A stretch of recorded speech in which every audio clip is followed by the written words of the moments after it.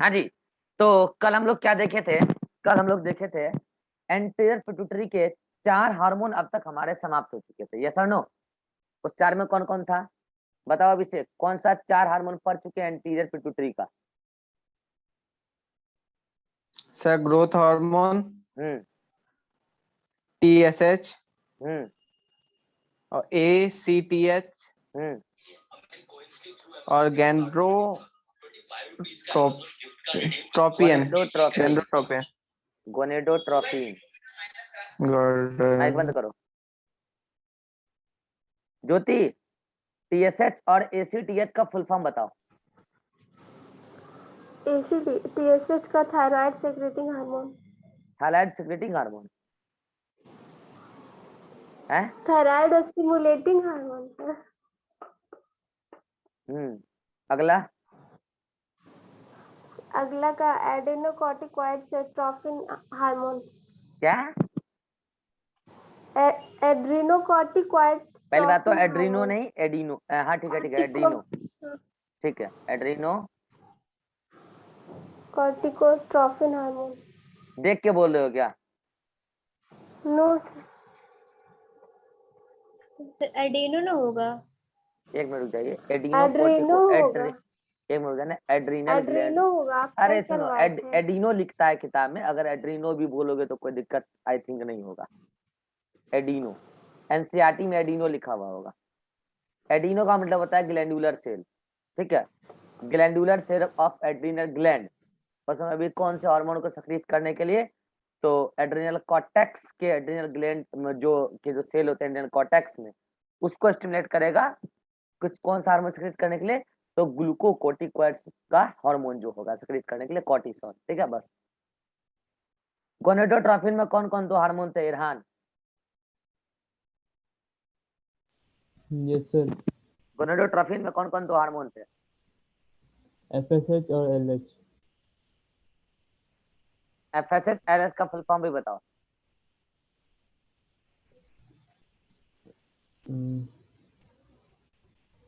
जल्दी। FSH का एक मिनट, नहीं सर नहीं याद है।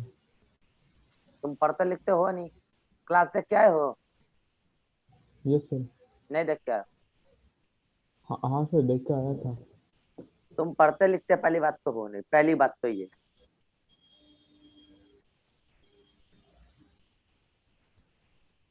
अभिषेक बताओ इसका फुल फॉर्म। नो सर, इसका नहीं पता है सर फुल फॉर्म। ज्योति, FSH का फॉलिकुलर देख के बताओगे सातों विद्या नाश हो जाएगा। हाँ ठीक है। हाँ, इस सातों विद्या होता है फॉलिकुलर क्या हमको भी नहीं पता है, लेकिन नाश हो जाएगा। बचपन से लेके अब तक पता नहीं चला इस सातों विद्या होता क्या है, लेकिन नाश हो जाएगा इसका डर सबको है। ठीक है, हाँ बोलो। Follicular stimulating hormone. Follicular stimulating hormone. Follicular stimulating hormone. अच्छा, एलएच ल्यूटेनाइजिंग हार्मोन। क्या क्या? Luteinising hormone. हाँ, ल्यूटेनाइजिंग।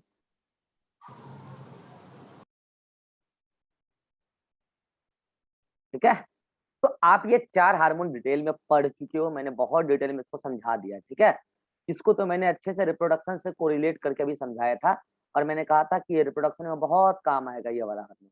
ठीक है, चलिए अब नेक्स्ट हार्मोन जो ले रहे हैं वो भी रिप्रोडक्शन में काम आने वाला है, उसका अगला हार्मोन लेंगे वो भी रिप्रोडक्शन में। मतलब आज पूरा कंसेप्ट एक तरीके से समझो कि रिप्रोडक्शन का बेस बनने वाला है आज। ठीक है, चलिए तो आगे हम बात करते हैं। अगला हार्मोन है हमारा जिसका नाम है प्रोलैक्टिन। इसी का नाम है ल्यूटोट्रॉफिक हार्मोन या ल्यूटोट्रॉफिन या लैक्टोजेनिक हार्मोन। देखिए होता क्या है, ह्यूमन का जो मिल्क होता है ना, मिल्क, या इसी का एक और नाम है milk synthesising hormone.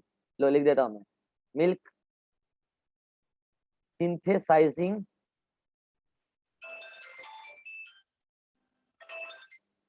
Synthesising hormone.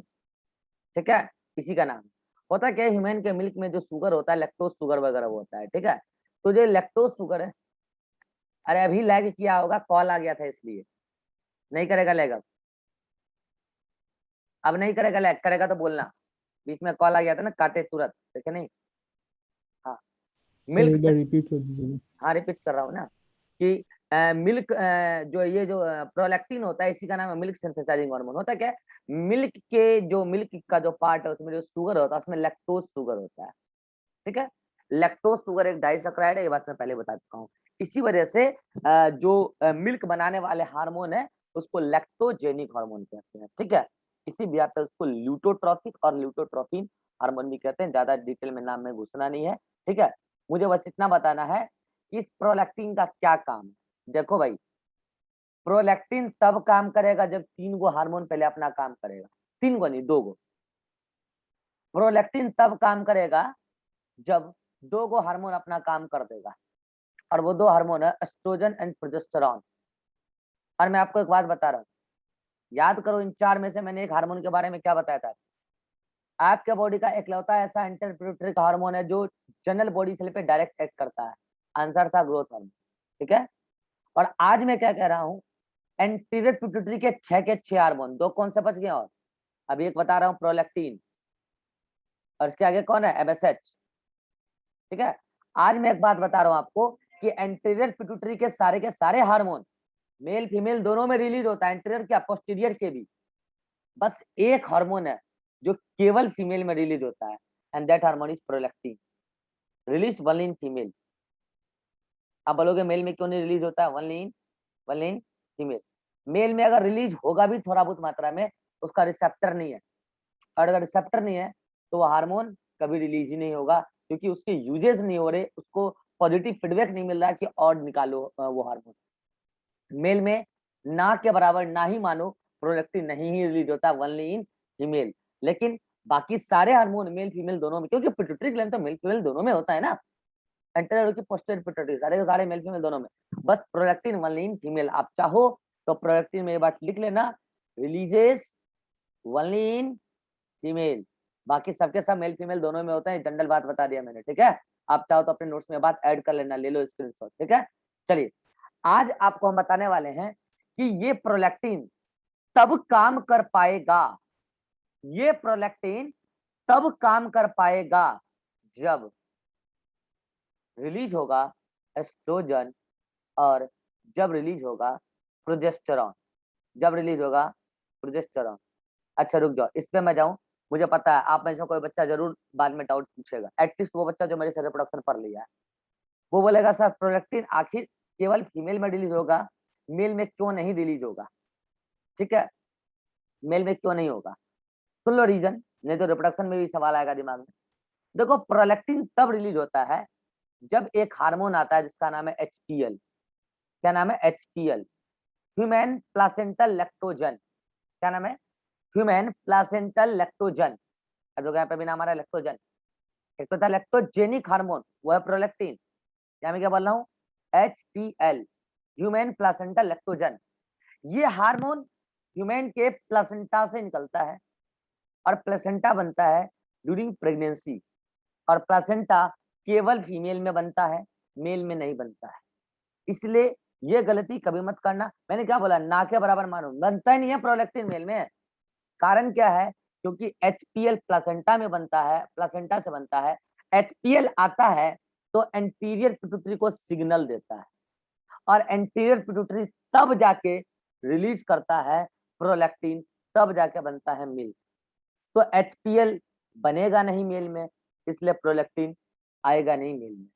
और एचपीएल एक नॉर्मल फीमेल में तब बनेगा जब वो प्रेग्नेंट हो, इसलिए एक प्रेग्नेंट लेडी में प्रोलैक्टिन का सक्रीशन ज्यादा होगा, और जब वो बाहर निकल जाएगा बच्चा तो एचपीएल तब तक अपना काम कर चुका है। अब अगले 6 महीने तक प्रोलैक्टिन आता रहेगा। कैसे आएगा वो भी आपको हम बताएंगे। एचपीएल तो प्लासेंटा काटने के साथ गायब, उसके बाद अगले 6 महीने तक प्रोलैक्टिन आता रहेगा। कैसे आएगा वो भी हम बताएंगे। लेकिन एचपीएल कभी भी मेल में नहीं आ सकता, और एक नॉर्मल लेडी में भी नहीं आ सकता जब तक प्रेग्नेंट नहीं होगी। तो नॉर्मल लेडी में प्रोलैक्टिन बनता है, बहुत लिटिल अमाउंट में बनता है, मेल में बनता है। ये सारा बात मैंने बता दिया, आप चाहो तो लिख लो। क्या क्या बोला मैंने, मेल में बनता ही नहीं है। नॉर्मल फीमेल में, एक नॉर्मल फीमेल में थोड़ा बहुत बन जाए प्रोलैक्टिन तो बन जाए, और एक प्रेग्नेंट फीमेल में प्रोलैक्टिन अच्छा खासा बनता है। तो इसमें तो क्या बोला, नहीं बनता, इसमें बोला लो बनता, और इसमें बोला अच्छा खासा अमाउंट में बनता है। ये प्रोलैक्टिन की बातें हैं। आप चाहो तो स्क्रीनशॉट ले लो, अपने लैंग्वेज में लिख लेना। आप चाहो तो स्क्रीनशॉट ले लो अपने, कभी भी थोड़ा घुमा के क्वेश्चन बनेगा तो ये बातें आ सकती है, ठीक है। और इसका कारण रिलीज ओनली इन फीमेल, इसका कारण बता सकते हो, because HPL human placenta lactogen not found in male, only found in pregnant female. ये चाहो तो आप चाहो क्या लिख ही लेना नोट्स में, मेरा बच्चे हो कंसेप्ट क्लियर होना चाहिए, ठीक है, रेक्टिफिकेशन नहीं, उसको लिख लो नोट्स में, अपने लैंग्वेज में लिख लेना प्रोलैक्टिन के बाद, ये बातें और ये बातें दोनों लिख लेना, ठीक है। चलो अब मैं आपको बता रहा हूँ कि जो प्रोलैक्टिन है, ठीक है साहब, मान लिया कि प्रेग्नेंट है फीमेल, जब प्रेगनेंसी होता है ना तो लगभग मान लो कि 6 से 7वें महीने के बाद HPL आना शुरू होता है, और 7वें महीने से HPL आके एंटर को समझौता कर रहा है, भाई प्रोलैक्टिन निकालो, प्रोलैक्टिन निकालो। उसको समझाते समझाते हो जाता है लगभग 8 महीने, लगभग 8 महीने, और 8वें महीने ऑफ प्रेगनेंसी से प्रोलैक्टिन आना स्टार्ट। अब ये प्रोलैक्टिन क्या करता है, मिल्क सिंथेसिस स्टार्ट करवाता है, लेकिन प्रोलैक्टिन का रिसेप्टर्स कहाँ होता है, ब्रेस्ट के एल्वियोलाई में। तो ब्रेस्ट तो है ये नहीं है, अगर कोई लड़की अभी पैदा हुई है 13, 14, 15 साल की हुई है तो ब्रेस्ट तो अभी है नहीं, क्योंकि व्हाट इज ब्रेस्ट, मैं बार बार कह रहा हूँ, breast is fully developed memory gland in mammalian female. Mammalian female में जो मेमोरी ग्लैंड है वो फुल्ली तरीके से डेवलप होकर बनाता है ब्रेस्ट। तो अभी तो लड़की तो आई है दुनिया में, 13, 14 साल की तो हुई है, बच्ची है अभी तो उसका ब्रेस्ट ही नहीं है। तो मैंने कहा ना, प्रोलैक्टिन तब काम करेगा जब एस्ट्रोजन प्रोजेस्टेरोन अपना काम कर चुका होगा। अब आप बताइए एस्ट्रोजन प्रोजेस्टेरोन कब आता है, एस्ट्रोजन तब आता है जब FSH आता है, प्रोजेस्टेरोन तब आता है जब LH आता है, कल समझाया था ना। और एस्ट्रोजन डेवलपिंग फॉलिकुलर सेल से आएगा और प्रोजेस्टेरोन कॉर्पस लुटियम से आएगा, मेनली बोला मेनली, ठीक है। तो अब आज लड़की मान लो 14 साल की हुई, 13 साल की हुई, हाइपोथैलेमस को पता चल गया लड़की मैच्योर हो गई है। क्या पता चला, लड़की एडल्ट स्टेज में आ गई। अब हाइपोथैलेमस ने पहली बार क्या रिलीज किया, GnRH गोनेडोट्रोपिन रिलीजिंग हार्मोन। ये गया एंटीरियर पिट्यूटरी के पास, और एंटीरियर पिट्यूटरी ने निकाला FSH LH, FSH और LH। FSH से प्राइमरी फॉलिकल फाइनली डेवलप हुआ ग्रेफिन फॉलिकल में, और LH की वजह से ग्रेफिन फॉलिकल फटा। उस लड़की के जिंदगी में पहला बार मेंस्ट्रुअल साइकिल आया, लड़की समझ गई कि अब वो मैच्योर हो चुकी है, अब वो एडल्ट हो चुकी है। अब ये कार्यक्रम उसके अंदर हर महीने चलेगा, हर महीने FSH आएगा, LH आएगा, उसकी वजह से एस्ट्रोजन आएगा, प्रोजेस्टेरोन आएगा। और ये एस्ट्रोजन और प्रोजेस्टेरोन मैंने कहा था इसका रिसेप्टर यूटेरस में तो है ही सही, इसके एंडोमेट्रियम में और इसके भी एंडोमेट्रियम में, और एस्ट्रोजन और प्रोजेस्टेरोन मिलके एंडोमेट्रियम को डेवलप करा रहा होता है, प्रेगनेंसी के लिए तैयार करवा रहा होता है। तो मैंने कहा था कि इसका रिसेप्टर यूटेरस में तो है ही सही, इसका रिसेप्टर मेमोरी ग्लैंड में भी है। अब मेमोरी ग्लैंड में एस्ट्रोजन प्रोजेस्टेरोन जाके उसको कन्वर्जन कराएगा ब्रेस्ट में। अब मुझे बताओ ये हार्मोन एंटीरियर पिट्यूटरी के FSH LH किस पे एक्ट किया, ओवरी पे। क्या मेल में ओवरी है, एकदम फंडा क्लियर करो, मेल में ओवरी है क्या, नहीं है, मेल में ओवरी नहीं है ना, तो क्या एस्ट्रोजन प्रोजेस्टेरोन लगा सकता है क्या FSH LH, कभी भी नहीं ना, नहीं ना। तो क्या एस्ट्रोजन प्रोजेस्टेरोन कभी भी इतना सफिशिएंट मात्रा में आएगा कि मेल का मेमोरी ग्लैंड ब्रेस्ट बन जाए, नहीं ना। तो मेल में मेमोरी ग्लैंड कभी नहीं बनेगा, सॉरी मेल में ब्रेस्ट कभी नहीं बनेगा, लेकिन मेमोरी ग्लैंड तो भगवान ने दिया है ना, हाँ दिया है ना, तभी तो मैमल्स है। इसका मतलब एक लड़का जिंदगी भर मेमोरी ग्लैंड ही रह के रखेगा, मर जाएगा तभी मेमोरी ग्लैंड ही रहेगा।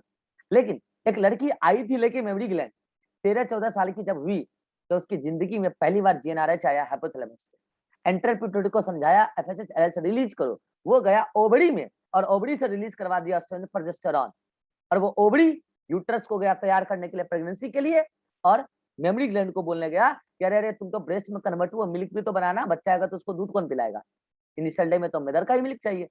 तो अब ये दोनों कहां पहुंच गया, मेमोरी ग्लैंड में। और मेमोरी ग्लैंड को धीरे धीरे धीरे धीरे मैंने कहा ना हर महीने होगा। अब मान लो कि 14 साल में प्यूबर्टी अटेंड की, लगभग 18-19 साल तक 3-4 सालों में मेमोरी ग्लैंड का कितना डेवलपमेंट हो जाएगा कि मेमोरी ग्लैंड बल्ज आउट हो जाएगा बाहर की तरफ, उसी को हम बोलते हैं ब्रेस्ट। जो मेमोरी ग्लैंड का बल्ज आउट पार्ट है वही ब्रेस्ट है। Breast is fully developed memory gland, simple बात है। तो अब हम क्या करने जा रहे हैं कि मेमोरी ग्लैंड का स्ट्रक्चर पढ़ने जा रहे हैं, internal structure of memory gland. Memory gland मान लो ये है, इस टाइप का मेमोरी ग्लैंड है। हम क्या कर रहे हैं, मेमोरी ग्लैंड को कट करके उसका इंटरनल स्ट्रक्चर स्टडी करने जा रहे हैं, ठीक है। मैं सारा बात यहीं पे बता दे रहा हूँ, रिप्रोडक्शन में मैं फटाफट बता के आगे बढ़ सकता, क्योंकि मैं एंडोक्राइन पढ़ा रहा हूँ तो मैं सारा बात यहीं पे बता दे रहा हूँ, लेकिन ये सारी बातें रिप्रोडक्शन में आएगी, सेम कंसेप्ट आएगा रिप्रोडक्शन में, वहां पे मैं फटाफट नोट में टिक लगा के आगे बढ़ जाऊंगा, ठीक है। तो चलिए, क्योंकि हार्मोन आया प्रोलैक्टिन, तो प्रोलैक्टिन के पहले जब तक एस्ट्रोजन और प्रोजेस्टेरोन अपना काम नहीं करेगा तब तक प्रोलैक्टिन अपना काम नहीं कर सकता, क्योंकि प्रोलैक्टिन का रिसेप्टर होता है ब्रेस्ट के एल्वियोलाई में, not memory gland. Memory gland में एल्वियोलाई नहीं होता है, ब्रेस्ट में एल्वियोलाई होता है। तो पहले एस्ट्रोजन और प्रोजेस्टेरोन मेमोरी ग्लैंड को ब्रेस्ट में कन्वर्ट करा देगा, और तब जाके जिस दिन वो लड़की प्रेग्नेंट हो जाएगी, HPL आएगा, कब 7वें महीने में आना शुरू होगा, तब जाके प्रोलैक्टिन आएगा 7वें महीने में, साढ़े 7वें 8वें महीने में, तब जाके मिल्क का सिंथेसिस स्टार्ट होगा। तो मैं अब आपको बताने वाला हूँ मेमोरी ग्लैंड का स्ट्रक्चर, बताएं। चलिए, ये देखिए, ये है मेमोरी ग्लैंड, ये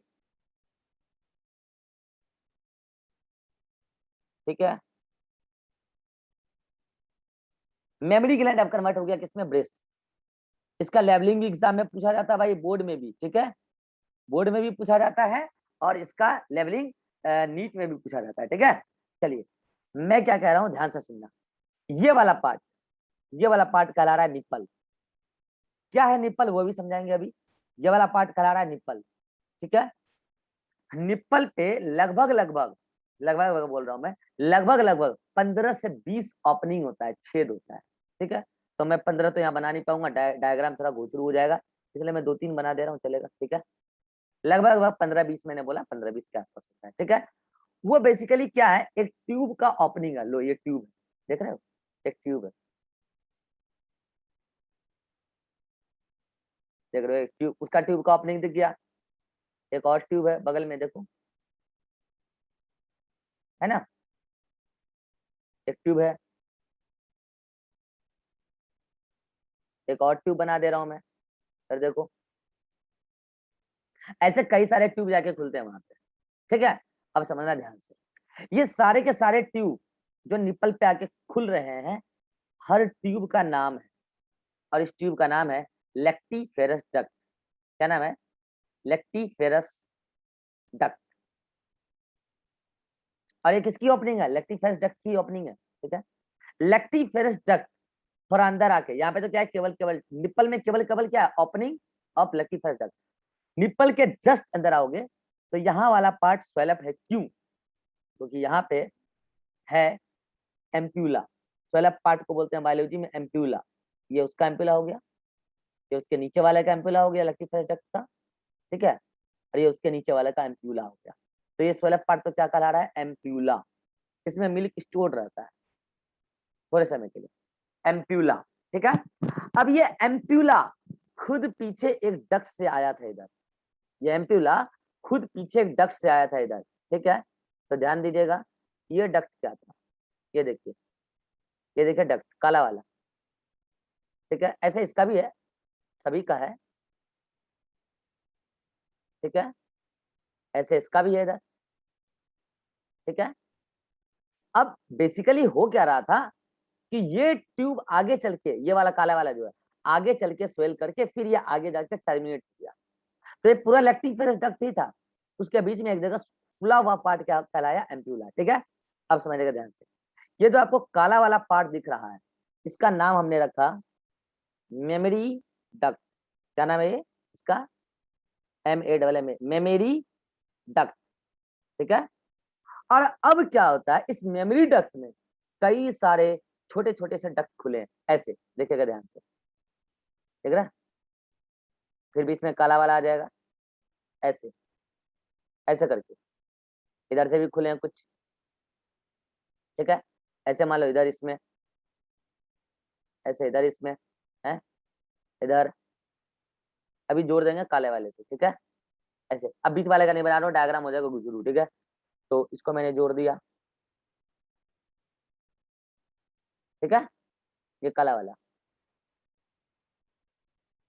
देख रहे हो, ये काला वाला, ये काला वाला पूरा का पूरा कंटिन्यूअस था, उसमें कुछ कुछ जाके छोटे छोटे से डक्ट खुले, ठीक है। ऐसे इधर भी,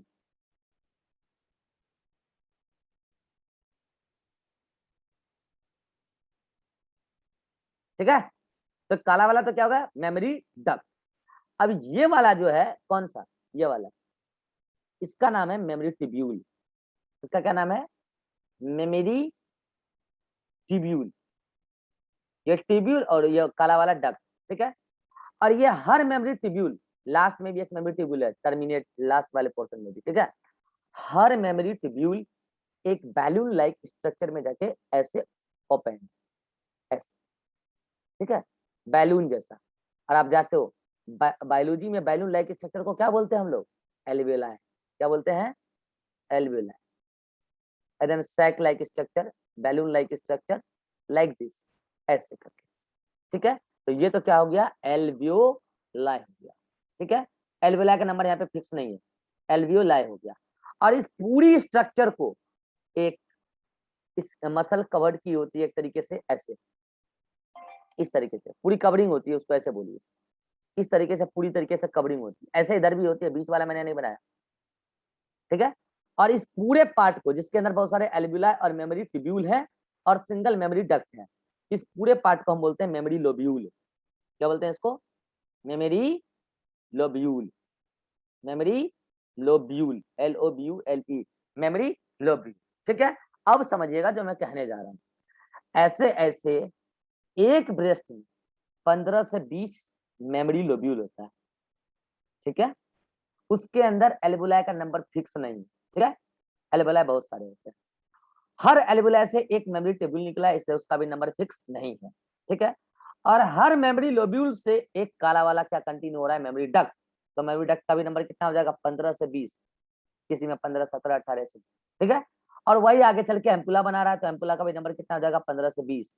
वही आगे चल के लैक्टिफायर डक्ट बना रहा है, तो इसका भी नंबर क्या हो जाएगा, 15 से 20, ठीक है। और वो जाके सिंगल निप्पल में जाके, अब बताओ, ऐसे ऐसे एक ब्रेस्ट में, अच्छा ये क्या पूरा का पूरा स्किन है, ये क्या स्किन, जो स्किन होता है थोरेसिक कैविटी में, ये स्किन है। इसके इधर का पार्ट में अभी नहीं बता रहा हूँ, रिप्रोडक्शन में बता रहा हूँ, ठीक है। तो ये है ब्रेस्ट, अब समझिएगा ध्यान से, आप देख पा रहे होंगे, चलो ठीक है, एक लोब्यूल यहाँ पे भी होगा, मान लिया मैंने, ठीक है, ऐसे बढ़ाने मेरे ढंग से, लोब्यूल लोब्यूल के बीच में ये वाला स्पेस देख लो, ये वाला, यहाँ पे भरा होता है थोड़ा बहुत फैट। क्या भरा होता है, थोड़ा बहुत फैट, ठीक है, ये फैट। अब मैं क्या कह रहा हूँ, गौर से सुनना, क्या बोलो, ये फैट, मैं कह रहा हूँ 2 लड़की है, ठीक है, 2 फीमेल है, ये भी है 18 साल की और ये भी है 18 साल की। 14 साल से ब्रेस्ट का मेमोरी ग्लैंड का ब्रेस्ट में कन्वर्जन स्टार्ट हो गया था। मैं कह रहा हूं कि इस लड़की के अंदर ब्रेस्ट का साइज लार्ज है एज कंपेयर टू ये लड़की, इसके अंदर स्मॉल है। रीजन क्या है, देखिए, दोनों के अंदर, दोनों सेम एज की है, और मैंने ये भी बोला कि दोनों हेल्दी है, दोनों के अंदर कोई बीमारी नहीं है, दोनों हेल्दी लड़की है, हेल्दी फीमेल है। लेकिन एक के अंदर लार्ज ब्रेस्ट है और एक के अंदर कंपैरेटिवली स्मॉल ब्रेस्ट है। Reason, due to different amount of fat. जिसका फैट ज्यादा है, जो ज्यादा फैटी चीज खाती है, उसका ब्रेस्ट का साइज ज्यादा है, और जिसका फैट कम खाती है तो फैट का अमाउंट कम है, तो ब्रेस्ट का साइज छोटा है। लेकिन ब्रेस्ट का साइज छोटा है तो खराब नहीं है, 18 साल की है, जितने लोब्यूल बनने चाहिए थे, मान लो 17-18 बन गए तो बन गए, उतना ही इसके अंदर भी लोब्यूल है, बाकी कोई डिफरेंस नहीं है, डिफरेंस केवल फैट का है, ठीक है। अब मैं क्या कह रहा हूँ कि एक लड़की 18 साल की है और एक लड़की अभी 15 साल की, और मैं कह रहा हूँ कि इसका ब्रेस्ट का साइज लार्ज है और इसका ब्रेस्ट का साइज स्मॉल है। व्हाट्स द रीजन, अब फैट जाए भाड़ में, रीजन यहाँ क्या है कि इसके अंदर एस्ट्रोजन प्रोजेस्टेरोन ज्यादा आया है लाइफ में और इसके अंदर कम आया है, और एस्ट्रोजन प्रोजेस्टेरोन ही ये सारा काम करके मेमोरी लोब्यूल और ट्यूब्यूल वगैरह बनवाया है। अभी बताते हैं क्या करता है एस्ट्रोजन प्रोजेस्टेरोन, मतलब आप समझ चुके। अगर हम सेम एज में हम ब्रेस्ट के साइज का कंपैरिजन कर रहे हैं और हमें डिफरेंस मिल रहा है, then that difference will be due to amount of fat. And different age में हम फैट का साइज का कंपैरिजन कर रहे हैं, सॉरी हम मेमोरी ब्रेस्ट के साइज का कंपैरिजन कर रहे हैं, तो then that will be due to amount of different amount of oestrogen and progesterone. देखिए मैंने जो कुछ भी बातें करी है मैंने नेचुरल बातें करी, ठीक है। आप उठपुटांग एग्जाम्पल उठा के मेरे से मत पूछ लेना, मुझे पता है आपके मन में क्या क्या डाउट आ रहा होगा। सर आजकल के ट्रेंड में तो उल्टा होता है, 15 साल की लड़की का ब्रेस्ट का साइज हमने ज्यादा देखा 18 साल की लड़की के कंपैरिजन में। That is artificial, not natural. Naturally एक लड़की 14-15 साल में तो प्यूबर्टी अटेंड ही करती है नेचुरली। अब उसको जल्दी से प्यूबर्टी अटेंड कराने के लिए आप फालतू में इंजेक्शन दिलवा रहे हो आप एस्ट्रोजन और प्रोजेस्टेरोन का, तो that is not natural, that is artificial. मैं उसकी चर्चा नहीं कर रहा हूँ, मैं नेचुरल बात कर रहा हूँ, ठीक है।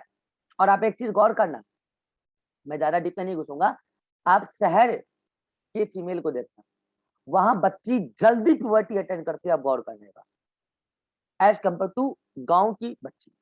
कारण क्या पता है, शहर में ट्रेंड्स अलग है और गांव में ट्रेंड्स अलग है। शहर में एक फीमेल अपने लाइफ में बहुत अर्ली एजेज में ही सेक्सुअल मैच्योरिटी को फील करने लगती है, एज कंपेयर टू गांव में संस्कार बोलता है, शहर में संस्कार नहीं बोलता है। शहर में संस्कारहीन लड़कियां ज्यादा होती है और गांव में संस्कारहीन ज्यादा होती है। ये 100% ट्रू बातें नहीं है, लेकिन इनकी मेजोरिटी तौर पर यही हम देखते हैं सोसाइटी में, ठीक है भाई। आप गांव में देखो और शहर की लड़कियों में देखो, संस्कार का अंतर दिखेगा। तो गांव में जो लड़कियां हैं उसके अंदर एस्ट्रोजन प्रोजेस्टेरोन एक्यूरेट टाइम पर आता है, नेचुरली जो है। शहर में पहली बात तो उसके कपड़ों के पहनावे का ढंग सही नहीं है, उसका बॉडी अर्ली एजेस में एस्ट्रोजन प्रोजेस्टेरोन निकालने लगा, अर्ली एजेस में वो सेक्सुअल मैच्योरिटी को फील करने लगी, आ गया टाइम से पहले एस्ट्रोजन प्रोजेस्टेरोन करा दिया, ब्रेस्ट का फॉर्मेशन बन गया ब्रेस्ट। तो हम क्या करें भाई, 15 साल की लड़की में अगर 18 साल से ज्यादा मिल रहा है ब्रेस्ट का साइज, हम क्या करें, नेचुरल है ये नहीं, उसको नेचुरल माहौल मिलता तो आज वो अर्ली इतना जल्दी, वो मान लो कि 12 साल में प्यूबर्टी अटेंड कर ली, तो वो सब कुछ नेचुरल नहीं है, सब कुछ इन्वायरमेंट पे डिपेंड करता है, ठीक है। मैं इसलिए बोला क्योंकि आप डाउट पूछते हैं ऐसा, इसलिए मैंने पहले ही बता दिया। चलो ये बात आपसे कोई पूछने वाला है भी नहीं, जनरल नॉलेज बताया, ठीक है। चलिए आपसे एग्जाम में क्या पूछा जाएगा अब हम उस पर आते हैं। मैं बार बार कह रहा हूँ कि उन 2 हार्मोन का नाम बड़ा इंपॉर्टेंट है जिन्होंने मेमोरी ग्लैंड को ब्रेस्ट बनवा दिया, और वो 2 हार्मोन कौन है, सुनना चाहोगे आप, सुना दूं, तो सुना दूं। वो 2 हार्मोन है, एक तो है एस्ट्रोजन और एक है प्रोजेस्टेरोन। चलिए एक तो कौन है, प्रोजेस्टेरोन, ठीक है, और एक कौन है, एस्ट्रोजन। कौन है, एस्ट्रोजन। अब समझना मेरी बात, ये प्रोजेस्टेरोन क्या करता है, जब आता है तो ये प्रोजेस्टेरोन एक्ट करता है एल्वियोलाई पर, और एल्वियोलाई के अंदर जो पाए जाने वाले सेल हैं उस सेल में ग्रोथ कराता है, मतलब उसका नंबर बढ़वाता है, पहले तो ग्रोथ साइज बढ़वाता है, देन उसको डिवाइड करवा देता है। तो मुझे बताइए टाइम टू टाइम एल्वियोलाई की साइज बढ़ती जाएगी कि नहीं बढ़ती जाएगी, बोलिए जल्दी से, बढ़ती जाएगी ना। तो ब्रेस्ट का साइज धीरे धीरे बढ़ता जा रहा है। ऐसा क्यों किया जा रहा है, एल्वियोलाई के अंदर ही मिल्क बनेगा, वो कैसे बनेगा वो भी मैं अभी समझा दूंगा। मिल्क बनने में तो प्रोडक्टिन का काम है, लेकिन मिल्क जहां बनेगा एल्वियोलाई में, उसका साइज बढ़ना, उसके सेल्स का नंबर बढ़ना, ये तो प्रोजेस्टेरोन पे ना डिपेंड कर रहा है। तो प्रोजेस्टेरोन क्या करेगा, for alveolar growth, for alveolar growth. चलिए साहब ठीक है, सारे एल्वियोलाई को थोड़ा बड़ा बड़ा बना देगा कौन, प्रोजेस्टेरोन। अब आइए किस पे, एस्ट्रोजन। एस्ट्रोजन क्या करेगा, इस डक्ट पे भी काम करेगा, कौन, मेमोरी ट्यूब्यूल, इस पे भी काम करेगा, किस पे, मेमोरी डक्ट, लेक्टिफेरस डक्ट पे भी काम करेगा, और सभी के सेल्स, वो तो सेल के ही बने हैं, सभी के सेल्स में ग्रोथ और डिवीजन कराएगा। कुल मिला के एस्ट्रोजन फॉर डक्टुलर ग्रोथ और ट्यूबुलर ग्रोथ, ट्यूबुलर और डक्टुलर ग्रोथ। अब आप ही मुझे बताइए, अगर एस्ट्रोजन और प्रोजेस्टेरोन हर महीने आकर 3-4 साल तक ये काम करता रहा, तो आपको ऐसा नहीं लगता कि धीरे धीरे ब्रेस्ट का साइज बढ़ता चला जाएगा। और जो मैंने बोला ये बात कि ये एस्ट्रोजन और प्रोजेस्टेरोन मेमोरी ग्लैंड का कन्वर्जन करा रहा है किसमें, ब्रेस्ट में। तो इसके लिए ठीक है, मेमोरी ग्लैंड में रिसेप्टर लगे हैं तभी तो वो कन्वर्ट हो रहा है, पहली बार कन्वर्जन स्टार्ट हुआ। लेकिन इतना सिग्निफिकेंट अमाउंट में एस्ट्रोजन और प्रोजेस्टेरॉन मेल में आ ही नहीं सकता, क्योंकि एस्ट्रोजन और प्रोजेस्टेरॉन का मेन सोर्स ओवरी है। हाँ, ये सच बात है कि मेल में भी थोड़े बहुत एस्ट्रोजन प्रोजेस्टेरॉन तो मिलते हैं और उसका सोर्स एड्रिनल ग्लैंड, लेकिन इतना सिग्निफिकेंट अमाउंट में नहीं आ सकता कि एक मेमोरी ग्लैंड कन्वर्ट हो जाए किसमें, ब्रेस्ट। हाँ, किसी किसी मेल में एबनॉर्मल कंसंट्रेशन पाया जाता है, तो वहां पर आपको देखने को भी मिलेगा कि जो पर्टिकुलर मेमोरी ग्लैंड है थोड़ा बहुत ब्रेस्ट जैसा शेप ले रहा है, लेकिन इसका मतलब ये नहीं कि वो मिल्क बना दे। क्यों नहीं बना पाएगा मिल्क, आप समझ चुके हैं, क्योंकि प्रोलैक्टिन तो नहीं आने वाला है। प्रोलैक्टिन तो किसी कीमत पे नहीं आएगा मेल में, क्योंकि एचपीएल तो नहीं आ सकता, मेल प्रेग्नेंट नहीं हो सकता, मेल प्लासेंटा नहीं बना सकता, एचपीएल नहीं आएगा, प्रोलैक्टिन नहीं आएगा, तो मिल्क कहां से बनेगा। बना लो मेमोरी ग्लैंड को ब्रेस्ट। ऐसे कंडीशन को बोलते हैं गायनेकोमेस्टिया।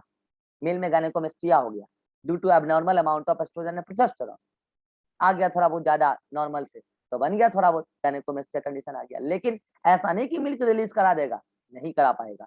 क्यों नहीं करा पाएगा, क्योंकि प्रोलैक्टिन तो कभी नहीं आएगा उसके अंदर। क्यों नहीं आएगा, क्योंकि एचपीएल नहीं आएगा। एचपीएल कहां से आता है, प्लासेंटा से, जो कि ड्यूरिंग प्रेगनेंसी बनता है, और एक मेल कभी प्रेग्नेंट नहीं हो सकता। क्यों नहीं हो सकता, रिप्रोडक्शन में बता देंगे। तो बोलिए, क्या आपको यह बात समझ में आया कि प्रोजेस्टेरॉन और एस्ट्रोजन ने मिलकर क्या किया, इस एल्वियोलर और डक्टुलर ग्रोथ को प्रमोट किया, और फाइनली एक मेमोरी ग्लैंड बनके तैयार किया। अभी तो स्ट्रक्चर तैयार हुआ है, अब आते हैं मेमोरी ग्लैंड के फंक्शन पर। 5 मिनट समय है, हो जाएगा, समझिएगा ध्यान से। इसी दौरान जब ये कन्वर्जन चल रहा था मेमोरी ग्लैंड का ब्रेस्ट में, तो पता है ये जो आप बाहर की बाहर देख रहे हो ना, ये एल्वियोलाई और ये जितने भी ट्यूब्यूल हैं, इन सभी के बाहर एक स्पेशलाइज्ड टिश्यू, मस्कुलर टिश्यू, क्या बोला मैंने, पूरे पूरे होता है, मैं पूरा नहीं बनाऊंगा, टाइम पास हो जाएगा, ठीक है। स्पेशलाइज्ड मस्कुलर टिश्यू यहां तक होता है पूरा। स्पेशलाइज्ड मस्कुलर टिश्यू इस पूरे एल्वियोलाई और ट्यूब्यूल और डक्ट को कवर्ड कर लेती है लाइक दिस, और इसका नाम है मायो एपिथीलियम। क्या नाम है, मायो एपिथीलियम। और एक बात पता है, इस मायो एपिथीलियम के ऊपर होता है ऑक्सीटोसिन रिसेप्टर। क्या होता है, ऑक्सीटोसिन रिसेप्टर। क्या होता है, ऑक्सीटोसिन रिसेप्टर। अब होल्ड कीजिए, इसका रोल अभी आपको दिख जाएगा। तो ऐसे जितने भी मेमोरी लोब्यूल के अंदर एल्वियोला हैं, सभी एल्वियोला के बाहर डक्ट वक्त सब में पूरा बाहर से क्या आ जाएगा, मायो एपिथेलियम, ठीक है, आके तैयार है। अब क्या हुआ, देखो वो लड़की 13-14 साल से काम कर रही थी, 18 साल के आसपास उसका ब्रेस्ट बन के तैयार है। अब उसके मम्मी पापा ने लड़का ढूंढ के उसका शादी करवा दिया किसी कारण से, या लड़की चलो अभी शादी नहीं करती, 23, 24, 25 साल में करेगी। अरे कभी तो करेगी, 30 साल में करेगी ना, तब तक उसका ब्रेस्ट बन के तैयार है। लेकिन मिल्क अभी तक एक भी बार नहीं बना है, क्योंकि लड़की प्रेग्नेंट नहीं हुई है। क्योंकि प्रेग्नेंट नहीं हुई है तो प्लासेंटा नहीं बना है, तो एचपीएल नहीं आया, दूध आज तक बना ही नहीं है, ठीक है। अब लड़की शादी की, वाइटस की, और उसके बाद क्या हुआ, फर्टिलाइजेशन। चलो मुबारक हो जी, फर्टिलाइजेशन हो गया है। अब क्या होगा, इम्प्लांटेशन, और इम्प्लांटेशन के बाद क्या हो जाएगा, गेस्टेशन पीरियड चलेगा 9 महीने का। जब 7वां महीना होगा तो प्लासेंटा से निकल जाएगा एचपीएल, और एचपीएल प्लासेंटा से निकला है, और वो एंटीरियर पिट्यूटरी को बोलेगा तो हेलो बनाओ क्या, प्रोलैक्टिन। और प्रोलैक्टिन आएगा एल्वियोलाई के सेल के पास, और एल्वियोलाई की सेल मिल्क बनाकर निकाल देगी और इस एल्वियोलर कैविटी में फेंक देगी। मिल्क कैसे बनता है, रिप्रोडक्शन में पढ़ेंगे। मिल्क कैसे बनता है, रिप्रोडक्शन में पढ़ेंगे, ठीक है। वहां केवल यही चीज पढ़ने के लिए बचा हुआ है, ठीक है, मिल्क फॉर्मेशन। कुल मिला के प्रोलैक्टिन आया, कहां से आया, एंटीरियर पिट्यूटरी से, और प्रोलैक्टिन तब आया जब एचपीएल आया। एचपीएल कहां से आया, प्लासेंटा से, एट द 7.5वां महीना ऑफ प्रेगनेंसी, और 8वें महीने से प्रोलैक्टिन आना स्टार्ट हुआ, समझाते बुझाते, ठीक है। और अब प्रोलैक्टिन एल्वियोलाई के सेल से मिल्क बनवा के एल्वियोलाई के कैविटी में भर दिया, ठीक है, भर दिया। अब आज 9वां दिन कंप्लीट, और आज जैसे ही 9वां दिन कंप्लीट हुआ, हाइपोथैलेमस को पता चला, अरे अरे अरे अरे, आप तो बेबी को बाहर निकलवाना है। और बेबी को बाहर निकलवाने के लिए हाइपोथैलेमस उस न्यूरॉन में बनाया एक्शन पोटेंशियल, जिसमें बनता था ऑक्सीटोसिन, जिस न्यूरॉन में, और वो एक्शन पोटेंशियल पहुंचा पोस्टीरियर पिट्यूटरी के पास, और पोस्टीरियर पिट्यूटरी का हार्मोन ऑक्सीटोसिन रिलीज हुआ पोस्टीरियर पिट्यूटरी से, और वो ऑक्सीटोसिन वहां पर से ब्लड के माध्यम से आया यूट्रस में, वहां तो बच्चा को बाहर निकाल दिया, हो गया पार्चुरेशन। और अब बच्चा बाहर आता ही तो खोजेगा मिल्क मिल्क मिल्क, उसको खाने दो पीने दो, तो उसको अभी तो बस मिल्क ही मिलेगा, और तो कुछ मिलेगा नहीं उसको, बर्गर पिज्जा वो तो बाद में मिलेगा, तो अभी उसको मिल्क मिलना है। तो अभी बच्चा का इतना भी स्ट्रॉन्ग लिप नहीं है कि वो मिल्क को खुद सक कर ले, अभी तो पैदा हुआ है जस्ट, अभी तो 1 मिनट भी नहीं हुआ है, लेकिन उसको मिल्क चाहिए, ठीक है।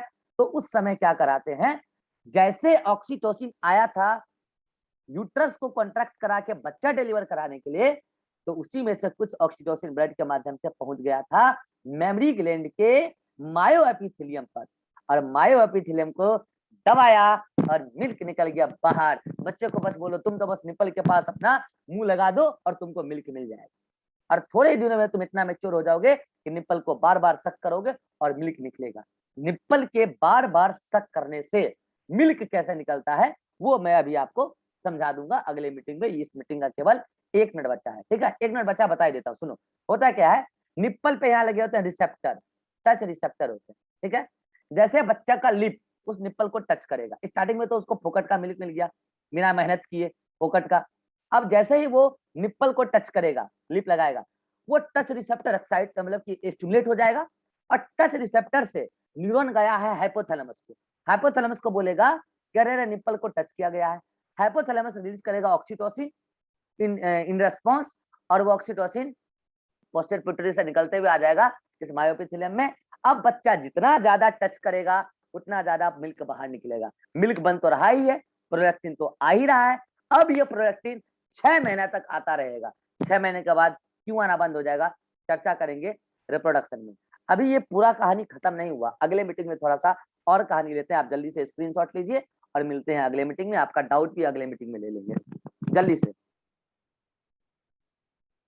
ले लीजिए। चलिए, और लेना है स्क्रीनशॉट, जल्दी से लीजिए। चलिए मिलते हैं अगले मीटिंग में, टाइम आउट।